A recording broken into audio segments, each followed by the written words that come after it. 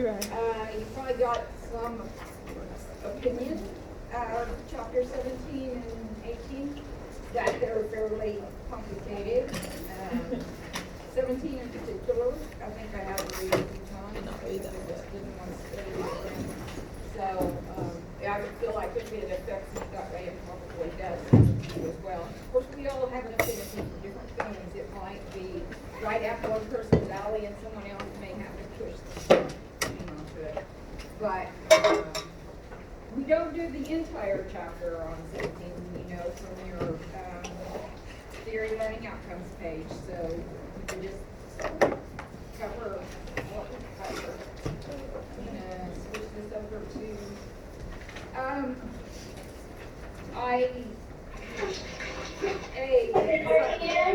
yes. I'm just making sure, can you do your lecture capture? Just a reminder. Oh, great, thank you. Thank you. It's blinking. The last time I worked, I knew it wasn't working, but this time it actually is. So thank you. Let's see. Where was I?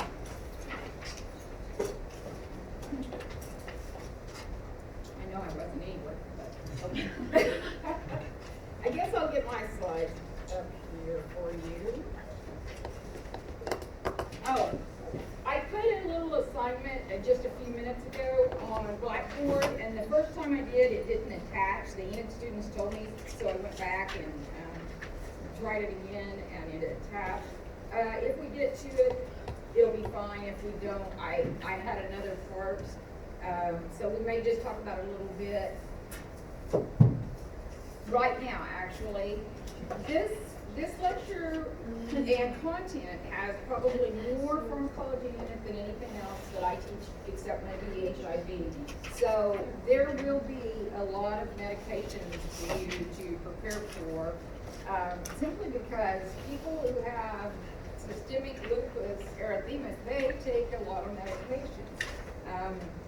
You just cannot have that systemic version of lupus without taking quite a lot of medications or you'll end up dead.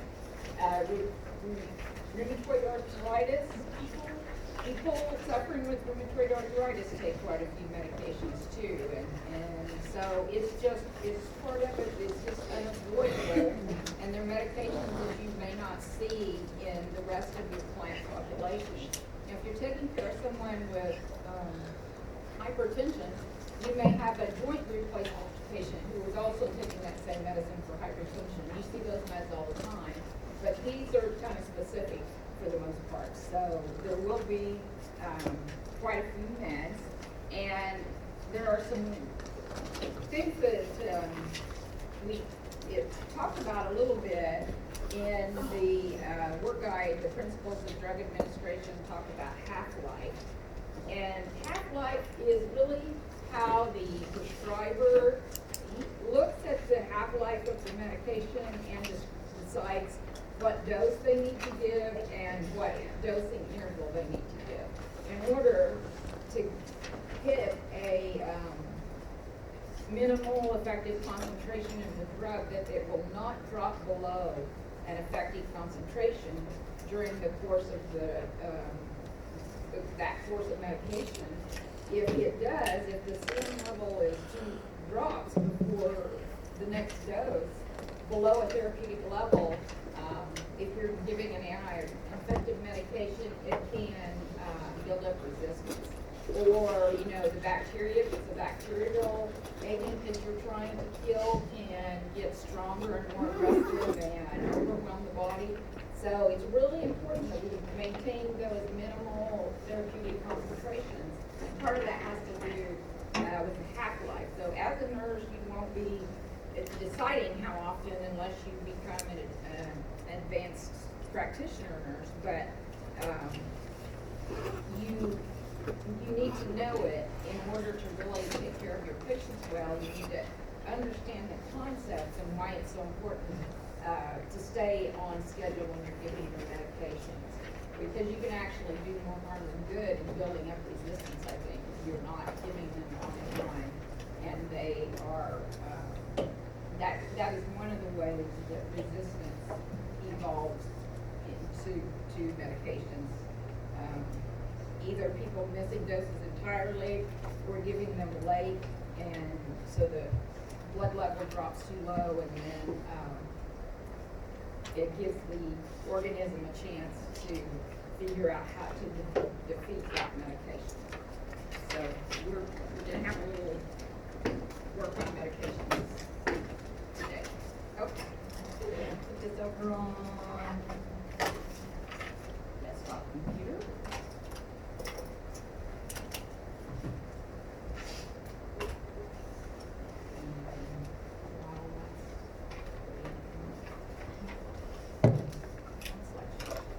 Okay, off we go. So starting with some discussion of just immunity in general, let's do objective 3 on the objectives page. Our natural immunity, and this is one thing I do not like about healthcare in general, but this chapter in particular, there are 3 names for this natural immunity: innate immunity, general immunity, or natural immunity. And that, to me, it makes it very hard for people to learn. It's on page 291, that our natural immunity, part of it comes from just our skin and the microbiome on our skin, that we do have some microorganisms on our skin that are healthy and help protect us from other things. We have some in our GI tract as well, and that's part of our natural immunity. And then our natural killer cells are part of our natural immunity. This component of your immune system is a short-term piece, but it's good to have. We need that. And our skin is probably, our number 1 defense. So it allows our body to kick in and do some other things that take a little longer to gear up. The inflammatory response, we have slides to break down the stages in a couple of minutes, but that is also part of our natural immunity, and it is it happens very quickly, but it's a short-term benefit. And then sometimes we have infection with inflammation, and an example might be otitis media. Enid, do you know what otitis media is? It's an ear infection, right? Conjunctivitis. Bronchial. What is conjunctivitis? Did you say an eye infection? Pink eye, right. Pink eye is the common name for conjunctivitis. And there can be some conjunctivitis that are not just getting hit in the eye and it's red, or you have a little bit of an infection. It might not be pink eye, but it might. So otitis media ear infections, those are infections that have inflammation with them. Appendicitis is another one. And so when we break down the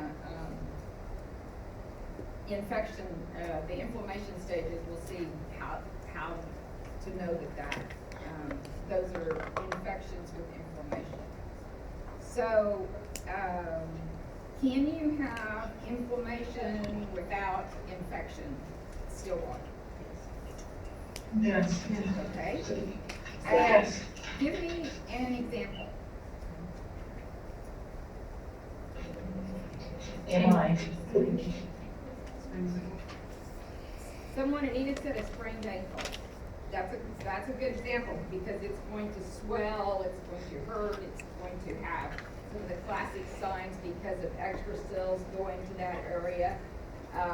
Sunburn is basically inflammation, especially if you blister, but it doesn't have infection from like, although it's possible, I guess, to get an infection with it, but typically you would not expect to. So we can have infections that do not include, infections always have inflammation. Inflammation doesn't always go with does not always have to have an infection. And in fact, often there is not. Okay. So cells, we're not gonna go into this in a great depth. You don't have to really, I don't think you're gonna need to memorize this. The neutrophils are like the biggest part of our, of this. They're like 55 to 70% of our white blood count. So they have a lot to do with our immune response. All of these others are important too. They're just much smaller numbers and not quite as big of a piece. If you look at a white blood count when you're next at the hospital, and if it's a white count with a differential, then it will break down all of these things into their percentages and tell you kind of what the normal is and what you can see what the normal is and what that person has. Eosinophils are active a lot of times with a parasitic infection. The tissue mast cells, allergic reactions a lot of time. They also prolong inflammation. The complement system is part of that natural immunity.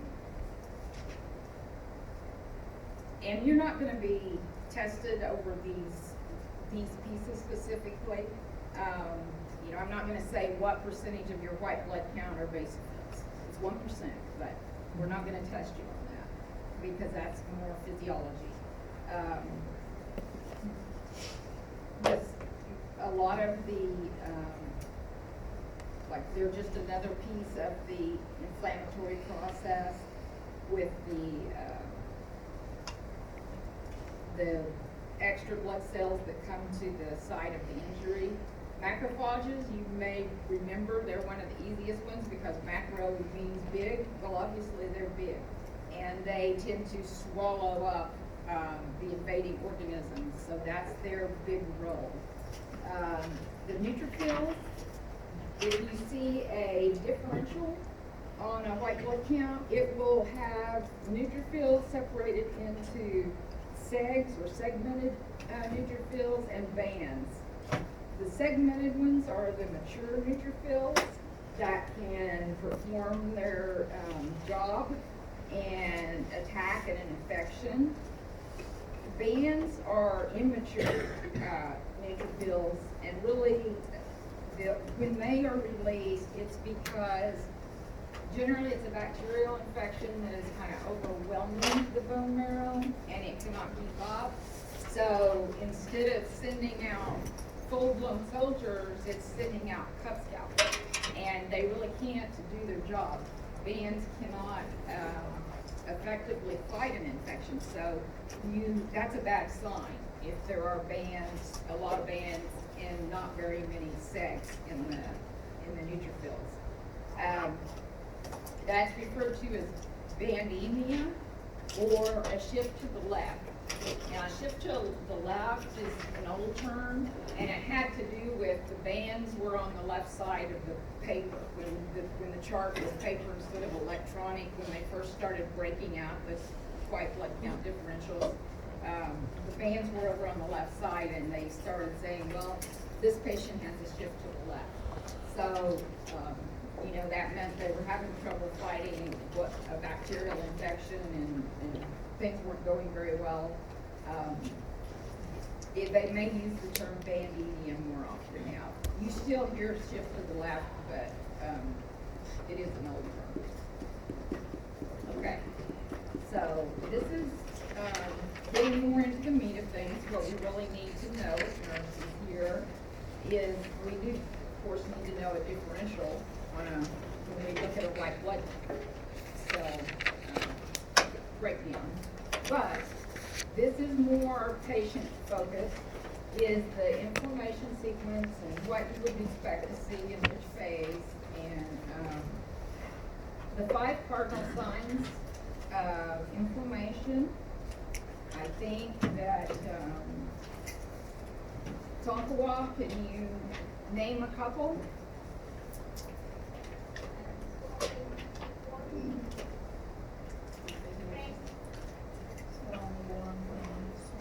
swelling, warm pain, let's see, redness and decreased function. So yes, you're gonna see, let's go with the sprained ankle. When you sprain your ankle, the veins in that area, the little ones, the venules, will kind of constrict, and the arterioles will dilate a little bit so that more blood can go to that area and stay there longer. Because of that, it turns a little red, and it also gets warmer from that blood flow. That extra blood causes some capillary leak.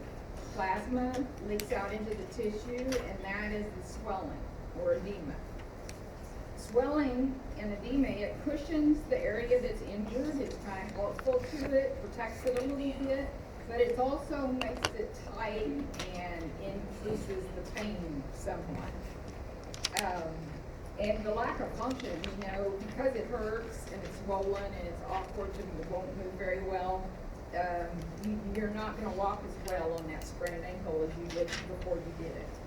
The edema, you can expect that to last for about 72 hours or so.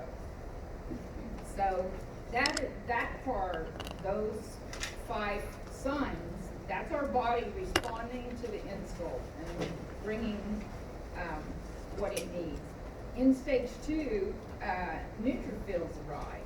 And those, of course, are one component of our white blood cell count. And they are obviously white. So the basophils come, the tissue mast cells come, they're all white.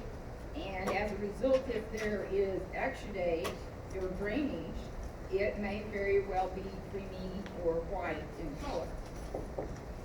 So I think of inflammation more as a blister and kind of a serous type drainage, but I've had to kind of erase that a little bit out of my thinking and say it's also okay, because of all these white blood cells, for it to be a white or creamy color. So we think of that as pus, or we sometimes refer to it as pus. If the infection is stubborn and hangs on for a while and is really aggressive, if there is an infection present, and you see those increased bands on the breakdown, the differential of the white blood cells, the person becomes at risk for sepsis. So just because you have drainage, you've sprained your ankle and you also maybe cut it open on a rock and there's a little bit of drainage that's white, that doesn't signify infection. But if an infection does occur, you would see an elevation in the white blood cell count. You would expect that in a young, healthy person. You would expect, if it got really bad, maybe they didn't seek attention, they did not take medication, they didn't keep the area clean. Maybe this person is not nutritionally well, has not taken care of themselves nutritionally, so they don't have a lot of protein in their body. If the infection does develop and gets bad, then, and you see a lot of bands, that means they are at risk for it becoming systemic and becoming sepsis. And that can happen from something minor. It usually doesn't, but it can. And the thing I think of the most often, which does happen a lot, particularly in the elderly, is a urinary tract infection. You think those are minor, but in someone who's immunodepressed or elderly, which also means they have a decreased immune system function, then that, of course, can become septic. Okay. Stage 3 is tissue repair and replacement. So generally, like with our sprained ankle, it can repair itself. Our body can repair itself, hopefully. It may take a little while. Broken ribs, if you fell and landed on a cement block or something and cracked a rib, it may take you several weeks before that stops hurting when you laugh, but it generally can repair itself. Now, if it's a part of your body that does not have the ability to repair itself. It becomes scar tissue. Cardiac tissue, often the area of a myocardial infarction, maybe it's the size of a nipple, and that becomes scar tissue there. You probably would have some decreased cardiac output, and that area is susceptible also. It's more fragile, even though we think of scar tissue as being tough, it's really not. It's non-functional, so it doesn't help. If you have a scarring in your lungs, you're going to have, decreased respiratory function. If you have scarring on your heart, you're going to have a decrease in your cardiac function. So it is important to know those stages, and that's objective 1, and it's in your book as well. Specific immunity is acquired.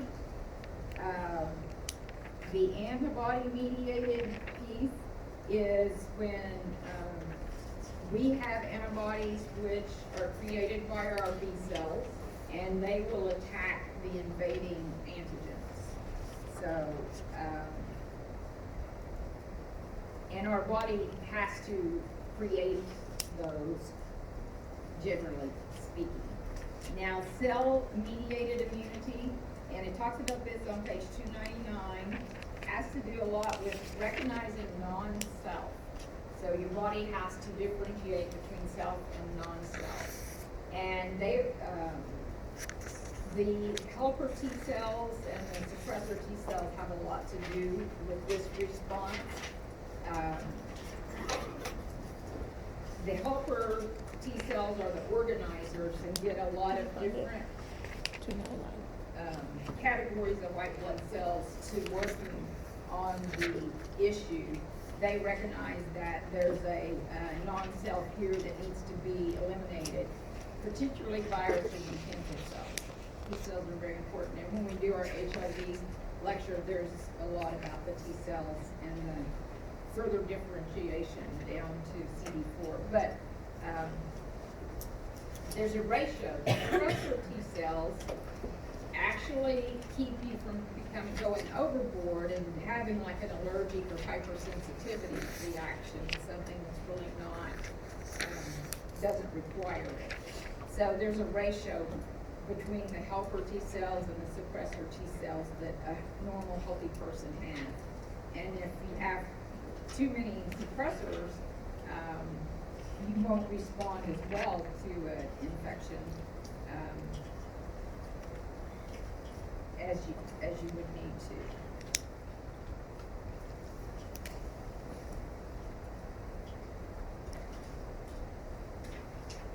Age-related changes in immunity, I think you probably know the general answer to this is that as we age, other parts of our body start to not perform as well as they should. We lose some of our kidney function, a percentage or so, every year after 40 or something, 1%. We lose a little bit of our immune system function as well. Is this your next slide? Oh, it is, isn't it? Okay. So the response is slower when a insult appears. The response is just slower and it's less effective. So every piece of it does not work as well as it should. And sometimes the white count does not even elevate in someone who's very elderly and immunosuppressed, and they may not have a fever. Excuse me, Mrs. Martinez. Is there any chance that when Conkwall answered that last question, they left a microphone open? Because we have your sound sounds different and it's a little distorted. Our microphones were closed. Actually, I think I left my student mic open. So thank you for telling me, Mr. Weir. Okay, thank you. Okay, so you can expect an older person to have a less active immune system, slower, less effective. They're higher risk to develop sepsis, more vulnerable, likely not to develop much of an increase in temperature, So you might not catch an infection as easily. The white count may not go up, so, sometimes I think you may remember they may have some mental status changes, maybe one of the first things you see. The transplant rejection, it talks about quite a bit on page 300. We're not gonna go into that as far as the hyperacute rejection and the acute and chronic in any detail. Just to tell you that the hyperacute begins immediately. I mean, that person that gets a new kidney, for example, probably isn't even off of the operating table before that very aggressive hyperacute rejection occurs. And the only thing really that can happen is that you have to remove that donated organ. Your body is not going to stop until it's gone. Now, it says in our book that we've gotten better at matching donors to recipients, and this doesn't happen as often as it once did, but it says the process just cannot be stopped once it started, so you lose that donated organ. Now, with acute rejection, it happens, what does it say, within a week, usually a week to in the first 3 months. An acute rejection is going to occur sometime between a week and 3 months. And this one can be managed most of the time. So, this is where our body says that's not self, and I don't want it here. But all of these forms of rejection. And then, but sometimes the medications that they're on, the immunosuppressants, can control an acute rejection. Chronic rejection, it is going to take a while, but it is a major cause of failure, and the scar, the donated organ, if it's a kidney, it becomes so full of scar tissue it cannot function at all. I mean, it happens over time. And one of the signs that it's happening might be decreased kidney function on the lab test. If it's a lung, it's going to scar to the point that it's just a piece of, scar tissue in the body too. And the only real solution is a new organ. Take that one out and put in another one.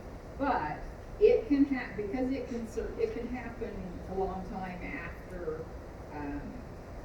I wouldn't say they didn't get good use out of that organ, but it might be a year or so after. They may have had good assistance for a year or more. But eventually it's going to have to be removed if, of course, we have 2 kidneys and 2 lungs. So if that's the only one they have that's working, it's going to gradually fail, so they're going to have another one. And then we're not going to go into the management of transplant rejection. If you work in a transplant unit, which I hope some of you do, I think that would be a very interesting work. You will become experts at that. It's weird. Mrs. Martinez, Uh-huh. in Tonkawa, we now have the Stillwater classroom instead of your slides. Huh. I'm not sure how to tell you to fix that, because I know you've talked since then, that they Maybe I have. need to yell. I kind of like We have I just like the that. opposite My book now. effect. I'm on IT, I'm talking to the control room to see why we see Tonkwall students instead of Mrs. Martinez. Either way. Is yours set to I bought this one, teaching? so. Yes, I'm on teaching. It's Yeah. highlighted in Okay. blue. Yeah, I mean, it started out Okay. okay, didn't it? We did. Okay, Mr. Baird's on it. We'll see if they can fix it. Okay. I can take it off of desktop and then put it back on or something. That might jiggle it. The lights on? I'll go to Dr. Cameron. It's weird.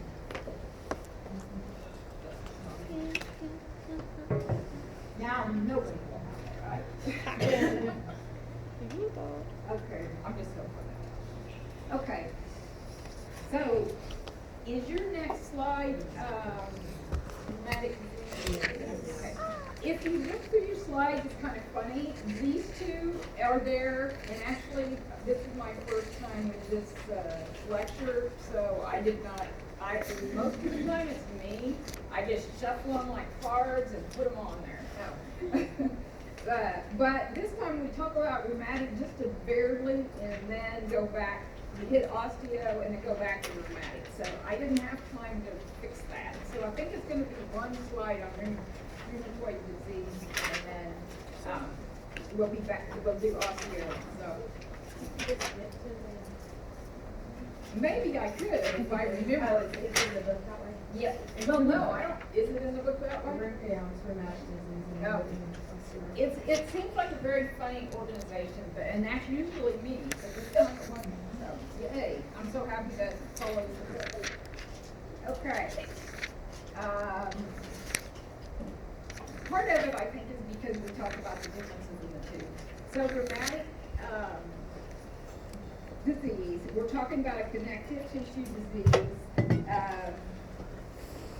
Some people specialize in rheumatology. You can go see if you have rheumatoid arthritis, or you have another disease that has to do with the connective tissue, Sjogren's syndrome or fibromyalgia, some different things. You might, psoriatic arthritis, you might see a rheumatic specialist. But they are classified as autoimmune disorders. And that means our antibodies attack our healthy, normal cells and tissues. So it is a bad thing to be in, to have happen to you.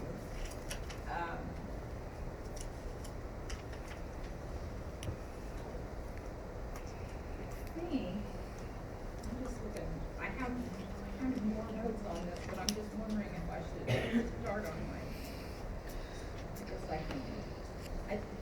No, I don't think I will. I think that's just all I'm gonna say, except,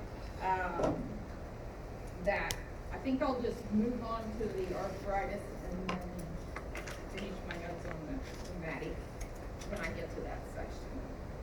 More. So, we are going to go on over. Osteoarthritis.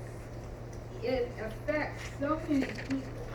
The prevalence is so high. It says in the book 27 million people in the United States are symptomatic. And most of those people are 60 or older. And you can see some of their osteoarthritis on x-rays. But that doesn't mean if you took everyone, in Enid that was over 60 and x-rayed them, you might find some signs of arthritis in pretty much 95%. But maybe only 50% of them or 60% of them would say, yeah, it bothers me, it keeps me awake at night, or it makes me stiff and sore. Some of the others are not symptomatic, so that's the good news, I guess. And osteoarthritis is really wear and tear for the most part. Primary osteoarthritis is. Part of it's just an age-related thing. It has to do with your genetics. If your parents had arthritis, you're more likely to. My mom, you could see in her joints, she had quite a bit. My dad, very little.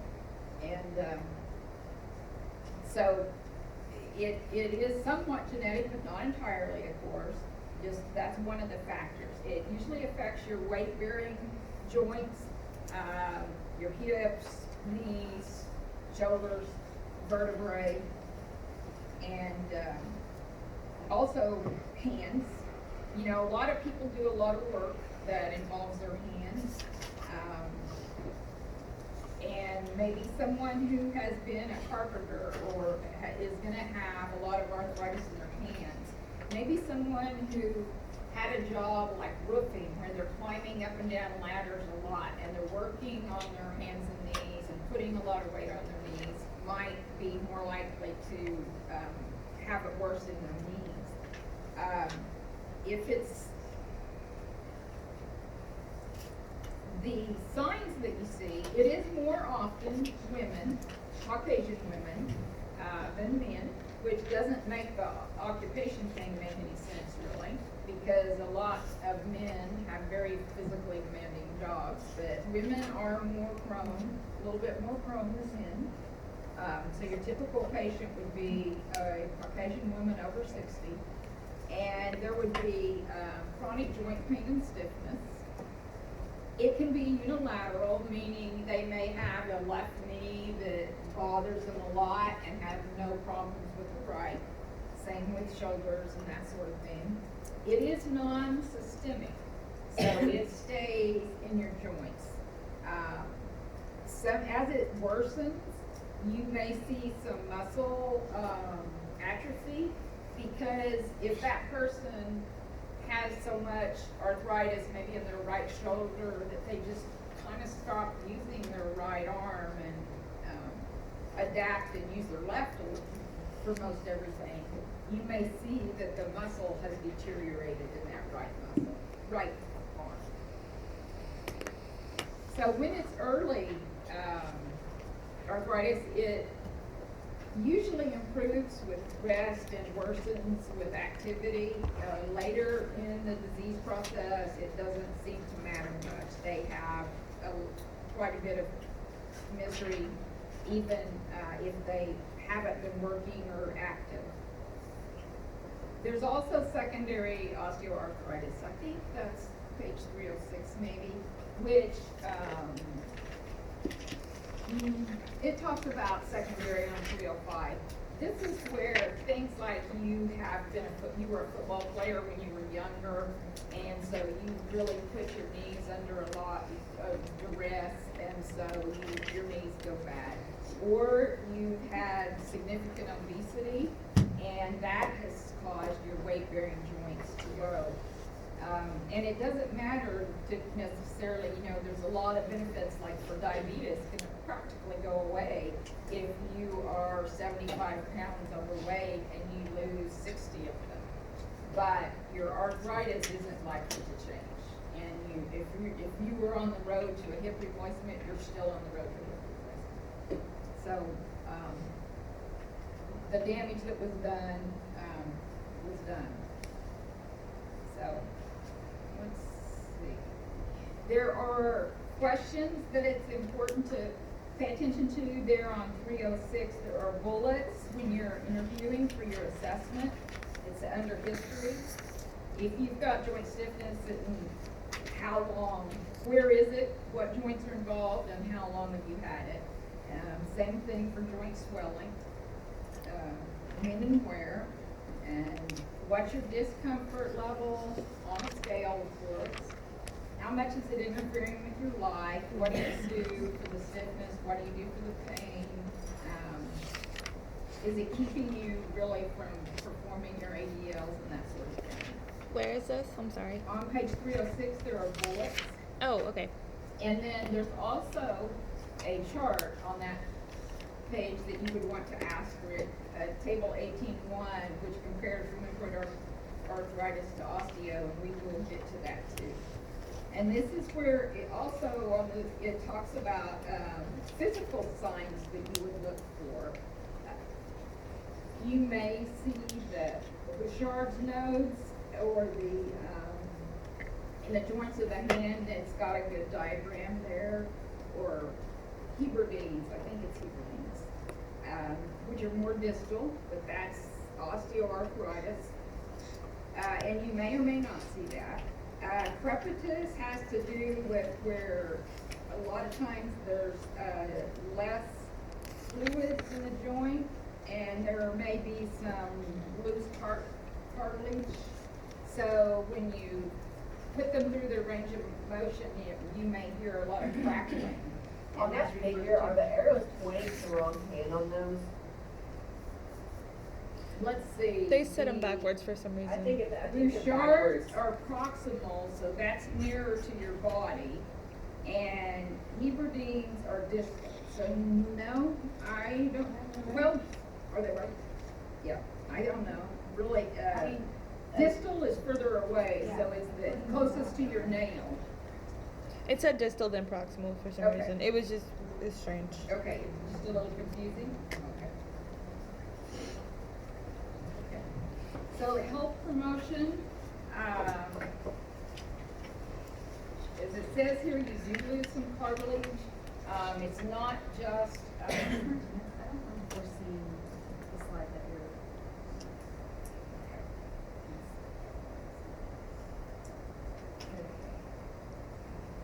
All right. So prevalence, of course, varies according to things we talked about, genetics, age, sex somewhat. Most common in the weight bearing. Then the secondary osteoarthritis over on the right side of the slide.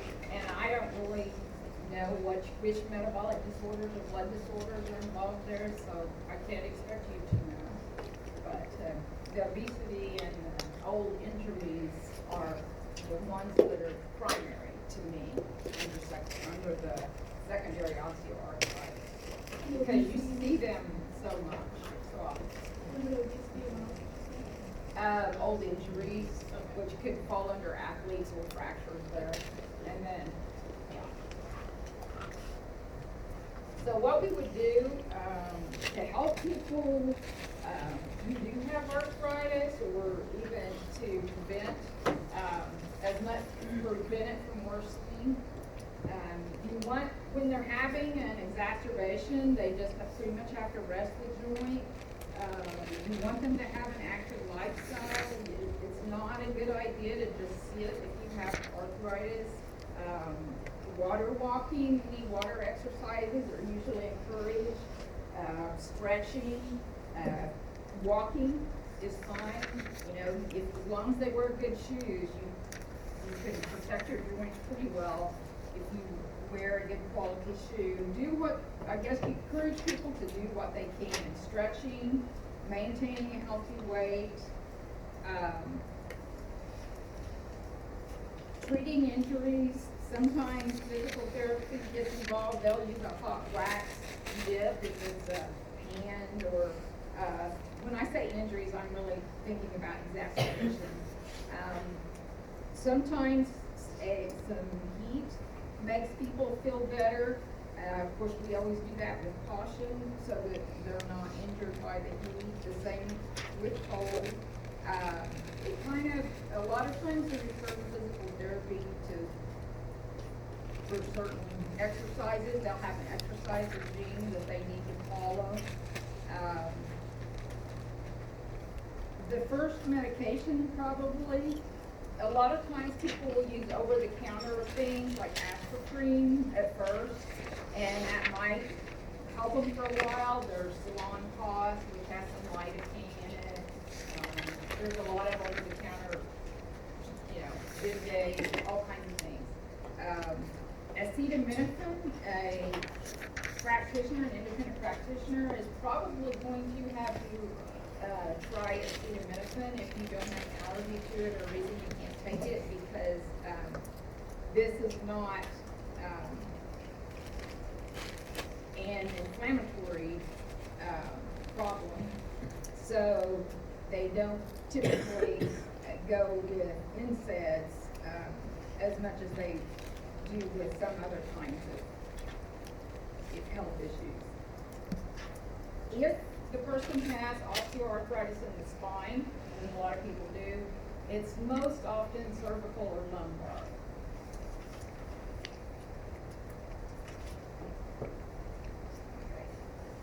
So I talked a little bit about those bullets on page 306 here. They pretty much is spelled out a little more. But it's very much what I already referred you to. And then the physical assessment is, I mentioned the crepitus, the crackling that they might hear in their joints, stiffness, loss of function. You can have the muscle atrophy. You can see the nodes on the fingers there. And then sometimes people become debilitated enough that it causes depression. They may have role change, if you're a housewife, but you cannot vacuum, you can't lift the vacuum, you can't carry your own groceries in the house. Maybe you're not able to bend as well and get things out of, maybe you don't carry the trash out anymore. There's just things that you don't do that you feel like you should. It can cause some depression, it can cause some self-esteem issues. Sexuality, if people, cannot get into the same positions that they typically enjoyed and they're not, but now that's painful for a knee or a hip or something, it can affect their sex life with their spouse. So there are issues, psychosocial issues, as well as physical ones.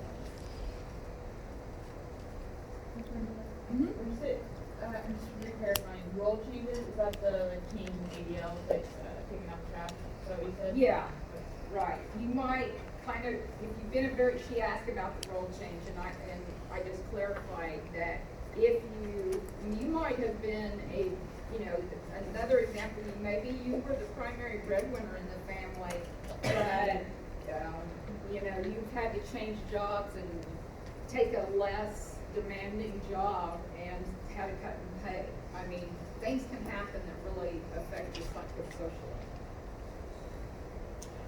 So you would want to know what kind of coping strategies they have, or be able to ask a few questions about that piece of the assessment, about how has this affected you, psychologically, or have you had any difficulties in adjusting?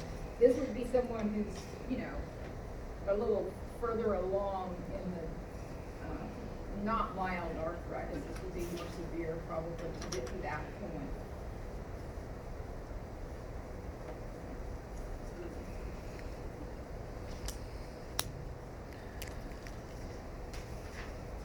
Some of the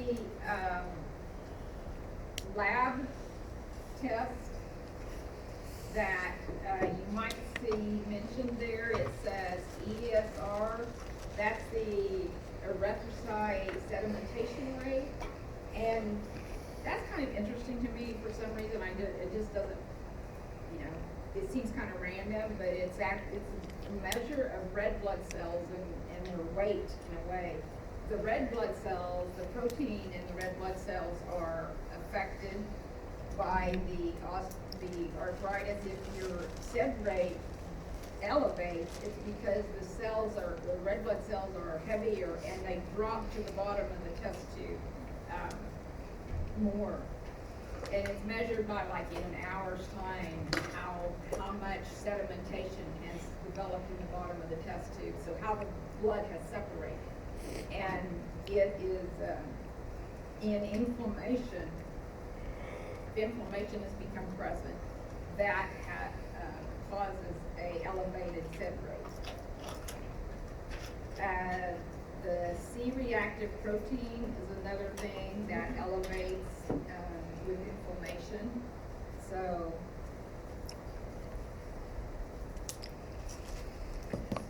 osteoarthritis, I said it wasn't inflammatory. It is inflammatory, not to the extent that rheumatoid is, but there is eventually, as it progresses, some inflammation can occur with it.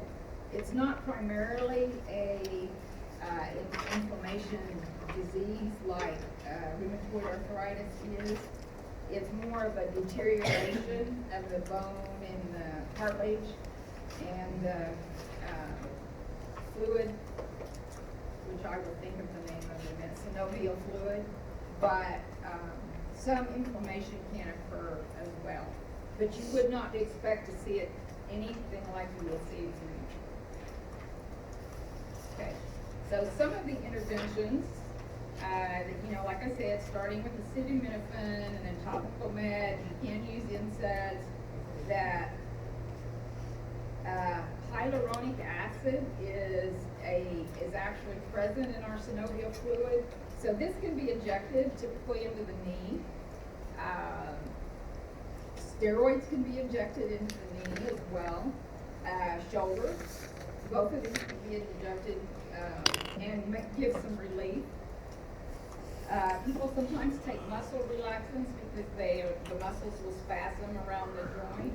And then if they take opioids for arthritis, they generally start with one of the weakest possible, which is, Tramadol.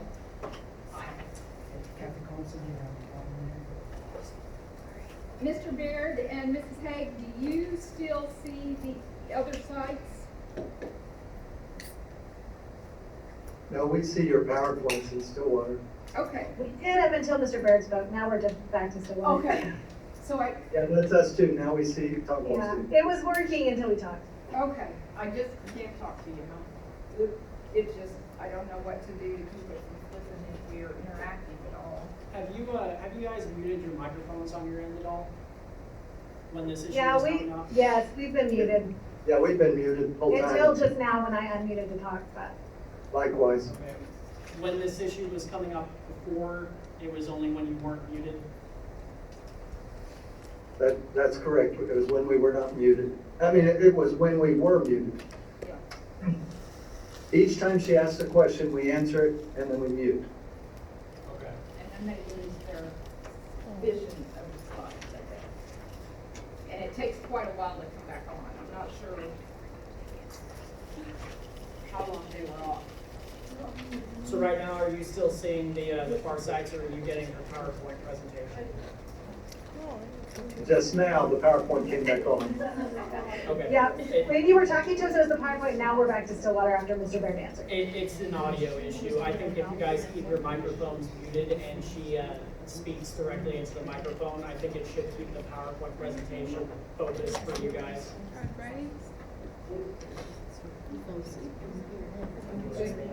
Okay.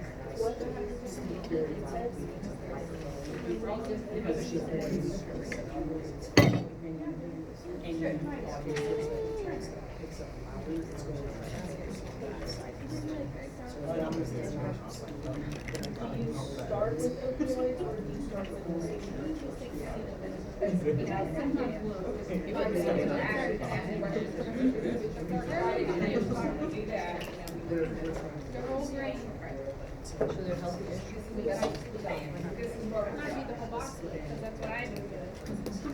Okay. So, one of the things that was mentioned, in the chapter that, was glucosamine or chondroitin, which are supplements that you can buy, at Walmart or somewhere like that. They're not evidence-based, the glucosamine. Some people swear by them. They think taking glucosamine tablets is, my brother for a while said it would be pain gain weight, but then it came back. So I think it was maybe a placebo effect. But there's no scientific support so far for that.